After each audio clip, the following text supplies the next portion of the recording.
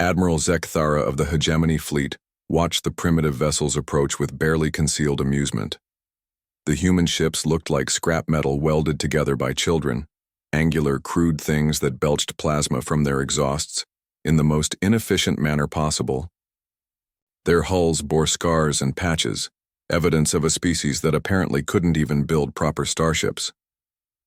"How did these creatures even achieve faster-than-light travel?" sneered Commander Voss, his tentacles writhing with disdain. "Their technology appears to be held together with hope and desperation." The Hegemony had encountered dozens of species during their expansion across the galaxy. Each had fallen within days, sometimes hours, once they witnessed the elegant might of Hegemony bioships, living vessels that could regenerate damage, adapt to threats, and strike with the precision of a surgeon's blade. The humans would be no different. "Open a channel," Zekthara commanded. "Let's give them the standard ultimatum." The view screen flickered to life, revealing a scarred human face beneath a battered military cap. The human's eyes held an unsettling quality. Not fear, as expected, but something the Admiral couldn't quite identify. "This is Admiral Sarah Chen of the United Earth Defense Force," the human said, her voice steady. "You are in violation of the Sol Accords. Withdraw immediately or face the consequences." Zekthara's gill slits fluttered with laughter. "Consequences? Little human, you face the might of the Hegemony. We have conquered 47 star systems. Your primitive weapons cannot even scratch our living ships." Chen's expression didn't change. 47 systems, you say? Impressive. We've only been in space for 200 years and we've already figured out how to kill stars. Would you like a demonstration? The Admiral's amusement faltered. Impossible. No species would develop such destructive. The transmission cut. On the tactical display, the human fleet began to move. Not in the coordinated, graceful formations that civilized species employed, but in chaotic, seemingly random patterns that made no tactical sense. "Sir," the sensor operator's voice carried a tremor. "I'm detecting massive energy buildups in their vessels. The readings, and they don't match any known weapon systems." "Nonsense. Prepare the fleet for..." The first human ship exploded, not from enemy fire, but from within.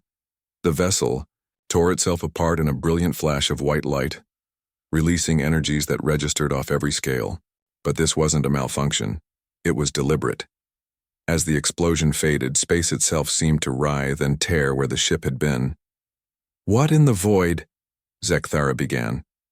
The damaged space expanded, reality fracturing like broken glass. The nearest Hegemony bioship was caught in the expanding anomaly and simply ceased. Not destroyed, not vaporized. It was erased from existence as if it had never been built. "Artificial black hole," Chen's voice crackled over an open channel. "We call them stellar killers. Each one costs us a ship and crew, but we've got plenty of volunteers. War isn't supposed to be efficient, Admiral. It's supposed to be won." A second human vessel detonated, creating another wound in space-time. The Hegemony formation began to scatter as captains finally grasped what they faced. A species so utterly insane that they would weaponize the fundamental forces of the universe itself. "They're destroying their own ships," Voss gasped. "No," Zekthara whispered, understanding dawning like a cold star. "They're using them as ammunition." The human fleet continued its impossible strategy. Ship after ship sacrificed itself, each detonation carefully timed and positioned. The humans weren't trying to destroy the Hegemony fleet conventionally. They were systematically unraveling the fabric of local space. Admiral Chen's face reappeared on the screen, calm as ever, despite the stellar fires raging around her flagship. "Your bioships are impressive, Admiral. Self-healing, adaptive, nearly indestructible. But they still need space-time to exist in. We're simply removing that requirement." Another human ship detonated, its artificial singularity consuming 2 more Hegemony vessels. The surviving alien crews watched in horror as their living ships, entities that had conquered star systems, were devoured by weapons that shouldn't exist. "You're monsters," Zekthara breathed. Chen's smile was sharp as vacuum. No, Admiral. We're humans. We figured out how to make fire before we understood what heat was. We split the atom before we fully grasped nuclear physics. We've been weaponizing things we barely understand for our entire history. Did you really think space warfare would be different? The tactical display showed the impossible truth. In less than 10 minutes, the humans had reduced the hegemony's grand fleet to scattered survivors fleeing through increasingly unstable space. They had achieved this not through superior technology or numbers, but through sheer terrifying audacity. This is our space, Chen continued, as her own ship began to charge what was clearly another stellar killer. We've claimed it, not because we're the strongest or the smartest, but because we're the only species crazy enough to break the universe rather than lose it.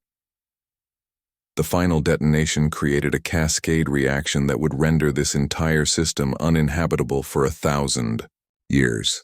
As his damaged command ship limped toward the jump point, Admiral Zekthara understood why humans had scattered warnings across every trade route. Earth quarantine zone, dangerous primitives. The galaxy had thought humans weak because their ships looked crude and their technology seemed primitive. They had mistaken restraint for inability, not understanding that a species willing to tear holes in reality would naturally try to avoid doing so near their own home. Behind them, the star itself began to flicker as the cascade reached its corona. Admiral Chen's last transmission followed them into hyperspace. Tell the galaxy humanity doesn't conquer. We don't need to. We just make sure everyone understands the cost of conquest.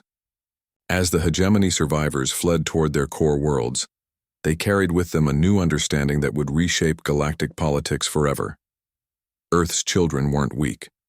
They were simply considerate enough to destroy their enemies somewhere else.